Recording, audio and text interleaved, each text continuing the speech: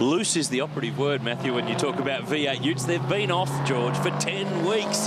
There's plenty of pent-up aggression. I've got a feeling it may be let out in this first race. Yeah, I know these guys have been looking forward to getting back in the cars for sure. And a place like this, you know, big straights, big braking zones, and especially with that super fast section over the top down to Dandenong Road, we're going to see a lot of action. Nathan Pretty on the pole, Chris Walton alongside from Ryan Hansford and Elliot Barber. Michael Larman, you might have seen there pop up on the list starting 13th. We've seen him race in Porsches and GT cars and the like, and Touring Car Masters as well. He makes his debut with the Ute Series this weekend, so really big field, 31 cars, all the standard operators of the V8 Ute Series as we get set for what is a busy second half of the year where they're at all the marquee events, Sandown, Bathurst, the Gold Coast, the Sydney 500, so it's a very busy back end of the championship after quite a big mid-season break. Yeah, exactly right, and you know, big, like you say, big mid-season break, but Nathan Pretty played qualifying just to a T. He played that sort of three-stage F1 style qualifying, really only showed his worth right at the end and managed to snatch pole, so very well done to him.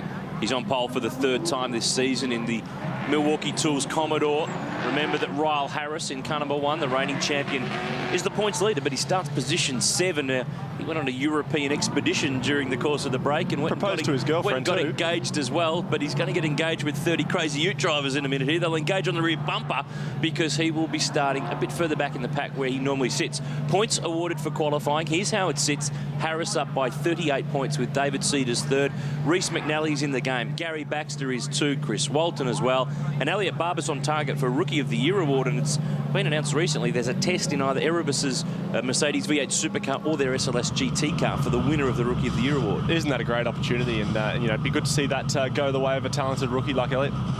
On board with Craig Donis, of course, he's part of the Shannon Supercar Showdown this year on 7, mate. Ready to go, green flag at the back. So after a little bit of a mid-season break, the Ute boys are back and ready to go. Full field at Sandown, round 5, race 1 of the championship. Ford and Holden, front row. A couple of Fords on the second row. Can Nathan Pretty defend the honour? Car stalled on the grid. That's Jesse Dixon, who has gone nowhere. Now he gets it going, but he will be down the rear of the grid. Long run to turn 1. Pretty leads. Walton next. Stephen White's made a great jump. Off the road goes Elliot Barber. There's more going around. Kim Jane backwards in the dirt there. And Elliot will sneak out back into the traffic. You've got to be careful on the rejoin. The top 2 are clearing away. The rest are warring amongst themselves. Got a nice clean run through the first 2 corners, did Chris Walton and Nathan Pretty, so they're looking to capitalise on that down the back straight. You might notice too that these Utes this weekend, they sound a little bit different because they've got a new header and exhaust system on them, so they snarl a little bit more. If you think the driving was snarly enough, the cars actually snarl a little bit more. There's Ryle Harris, car number 1, the tap out Black Falcon.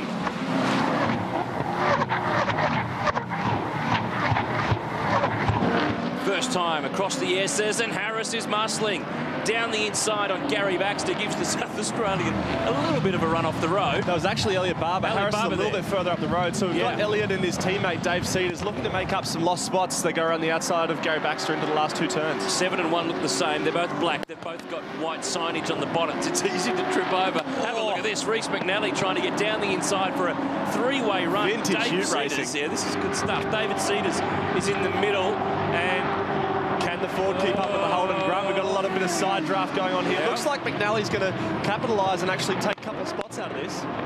3 to 1 normally doesn't work. Cedars though goes deep on the brakes, makes it around the turn. But Barber is bush bashing. Just because there's some new sand out there doesn't mean he has to go and use it. Yeah, well, what he needs to do here is just really keep it calm and sort of, you know, really recollect himself and get back in the game. We see Jared McLeod making a move up on the inside there onto the back straight. Man, these things sound good, don't they? Yeah, they do sound really tough on board the Auto 1 car with Adam Marjoram, the young West Aussie, who is P12. He's looking ahead at Michael Armand, who's on debut this weekend. Awesome job by Michael. You know, a lot of history racing Porsches and things like that. Very good. Car slowing. That was Reece McNally, Stratco Commodore. He is a title contender. Look at the Cooper sign. It's been absolutely decimated. Just standard Ute racing, really. It's down to a coup because the Oopers is gone. Well, it's there, but it's on the road. McNally's back up to speed, so I would think that that'd be a misgear or something like that up the back straight, which can really hurt you here. Nathan Pretty looking good from the start, but also Stephen White. He's tacked onto the back of that front group from a qualifying position, I think, of about 5th or 6th. So really, really good, strong early start to the race, and he's looking quite menacing on the back of Chris Walton. And Stephen White comes from a race win in the last round at Townsville, where Nathan Pretty won the last race. White's forcing the issue down the inside line. Both of them are burning. He will not stop this properly, or will he? He does! But he's wide at turn 1. Walton's back down the inside, but you wouldn't mind betting he's just barbecued those front tyres. Yeah, he got away with that. I'd like to see how they're going to put up with it after the last little while, but, you know, he had speed.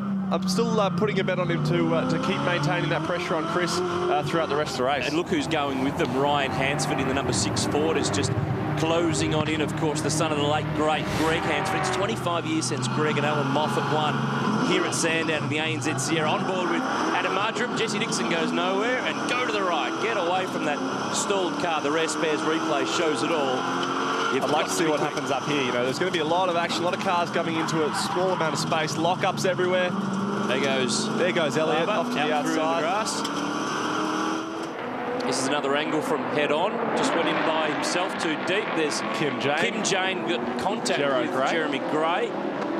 Now, that is the absolutely environmental car, but it doesn't need to go to the environment scenery too much, And Kimbo's coming off a couple of pretty good results. You know, he was definitely had a race win. Exactly right. Yeah, exactly right. Doing a pretty good job, but just struggled for pace all weekend. So I think they had electrical problems in practice, and really looking to sort of bounce back from that. Hansford's on the move. He's got by Stephen White. He's through to third. Or is he? Or is he? White's got some more pace. He's trying to sneak across and cover the line, but Hansford's in the gap. So P3 for the truck line forward. Stephen White will be pretty ginger on those brakes after having flat spotted the tyres earlier on that last lap. So it would have been a nice smart move for Hansford to make a move there, because he knows that Stephen would have been thinking about those tyres. Look back here, it's all about run off this final turn. Gary Baxter, he's gone around. There's contact there. Armin gets together with Wayne Wakefield. The Bacardi Ford is now parked. You do not want to He's be got there. to wait. He can't get going because the field just keeps on coming. That's the downside of having 31 cars on the grid and such a strong championship. And he'd actually qualified really well, 9th. Remember that Wayne, former Dunlop Series driver in V8 supercars, and saw the Pertex on the background. He did drive the Pertec Ford with Marcus Ambrose at Bathurst back in 2001. I wanted to talk about that in the lead up to the race. You know, it was actually really, really good. It's the strongest we've seen him qualify in a long time. Nice sort of angry battle pack here as we look out of the front of Craig Don's Thirsty Camel Holden. 9th in the championship last year, the pint-sized South Australian. Just been announced as a competitor on the Supercar Showdown too, so good to see some Ute talent on making its way to TV. Now out in front here, Michael Armand and Adam Mardrum are having a good fight. Two guys who've come from Porsche GT3 Cup racing, which is the step below Carrera Cup, and Michael's actually aiming for second in that championship next weekend down at Phillip Island, but he's got to defend a position here because the Auto 1 car is trying to run down the inside. He's not in the gap there this time. Adam driving a pretty clean race here. You know, he's getting a sort of a bit of a reputation for that. Drives pretty clean. Obviously got involved in some antics at Townsville, but generally he goes all right. So very, very good. Good to see a rookie doing so well. Let's have a look at the replay of what unfolded. Now Barber and Wakefield, Baxter's innocent, gets turned around and parked in the worst place you could park in Melbourne this weekend. Mardrum having a look. There's the contact up in front. Yeah, you can see Wakefield had the rears locked, so it's obviously he's banged it down a gear a little bit too early maybe on the entry, but you know, Barber was right up behind him too, so as we see, nice slow-mo. Oh, not nice for Gary Baxter though. That's the problem. The Sage Commodore has rejoined, but he's way back. He's now position 26. Nathan Pretty continues to lead the way. There goes broken glass all over the place. The passenger window from the 13 car. Lucky for some, unlucky for others. And Wakefield has ended up in pit lane as a result of this contact as we approach the half-race distance mark. But Pretty leads 3/4 of a second clear of Chris Walton. It's the longest crash I've ever seen. It goes forever, doesn't it? Bit of a class act for Pretty, really. You know, we're seeing very, very consistent, very fast laps. Although Walton is quite quick behind him. On board with Craig Donis. He's fighting the fight. P11. Nathan Pretty leads the way. The Ute boys are turning on at Sandown. More action when we come back in just a second.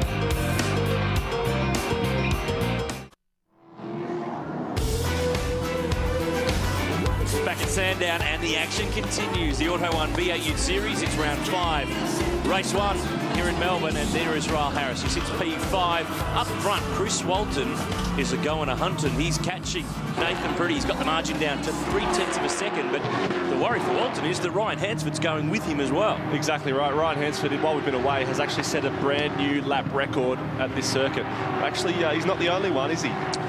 By my count, 19 cars are under the lap record. We weren't here last year. The Ute guys have stepped it up this year, and this is the fight at the front. Nathan Pretty, the former Bathurst 24-hour winner, and of course, long-time V8 supercar enduro signing for so many teams. A favoured son at Holden over the years, but he's defending the honour at the moment because he's got a pack of Fords. Walton and Hansford are teammates. I reckon they won't act like it, though, if there's a win on the line. Yeah, no, I don't think so. It's interesting to see the way the Ford and Holden make their speed. You know, the Ford's very, very quick under braking, very quick on turning, but that Holden of Nathan Pretty's has awesome drive. He gets off the corner so well, so makes it very difficult for Chris to get close enough to actually launch a move. Stephen White, as we see here in 4th, looking very, very good. But in the background there, you see there's a nice little angry battle pack there. And there's a couple of championship contenders. Here is Ryle Harris, car number 1. David Cedars right with him, then Adam Marjoram, then Reece McNally, Elliot Barber and Michael Armand round out the 10. But this is where it's at. Walton has proven in the past, George, that he is not afraid to use the bumper. Not afraid to use the bumper, not afraid to smash a curb is Mr. Excitement, Chris Walton. So, no, he's if there's a sniff of a move, he's going to make it, that's for sure. We've had a great season in the Ute so far. 7 different race winners from 13 races, 3 different round winners from the 4 held so far. We're at the halfway mark of the championship, and look at the ground he makes at the end of the back straight. Up over the curbs. These things really do climb. Now he's going to lunge.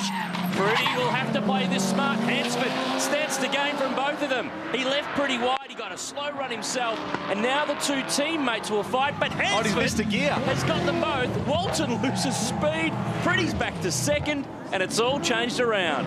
I'd be worried if I was these 2. You know, look out. Now it's on. Not over. It's not over. And that lets Hansford off the hook. Look at the margin that he's just got in an instant. This is the man who's just set a new lap record here, so I'd be very wary of letting Ryan Hansford get any clean air at all. In the break, we were doing the stats on when did Chris Walton last win a race. It was about 18 months ago, but it's not looking good all of a sudden now because he's got to fight again. Nathan Pretty back to 2nd, and Nathan is fighting for the championship. 3rd coming into the weekend. He's in front of Cedars. He's in front of Harris, so he can get points, but he's got to be careful here because Walton will not take no for an answer. Off through the grass goes the Milwaukee Commodore. Pops out the other side. Still in the position. And I don't reckon this is done with yet. Oh, I don't think so either. You know, this is on the very, very aggressive side of just okay racing, so these guys are definitely getting after it. I know that Nathan doesn't really want to sort of sacrifice any points, and Chris, as we know, if there's an opportunity, will not let it go unpunished. So this is going to play out over the next sort of 2 laps for sure. We should remind you that it's 35 points for a race win in the Ute Series. It's 33 for 2nd, 31, 29, and then 1 point increments. So there's not much to gain points-wise, but if you end up on the wrong side of a tap or a run off the road, you can really lose some ground. And Nathan Pretty's in a position to gain ground on his critical championship rivals here. He doesn't need grief. Yeah, exactly right. He's sort of going to be playing it smart, I think, but not trying to let to just give away points. So it's a tough place to be in, I'll tell you that.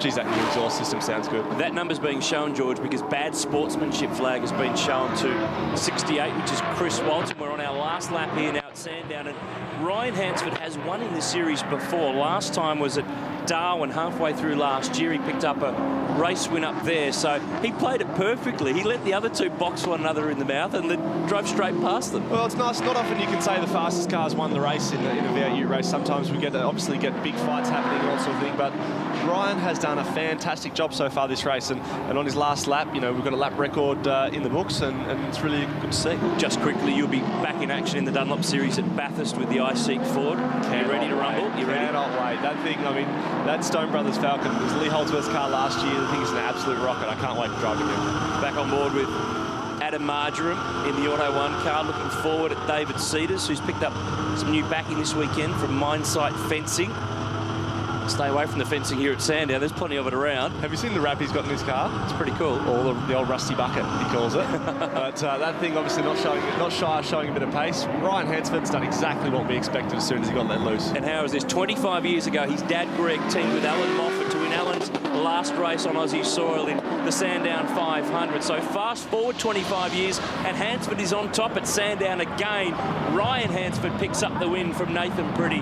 Walton third, then Stephen White. This has been a good close pack of racing.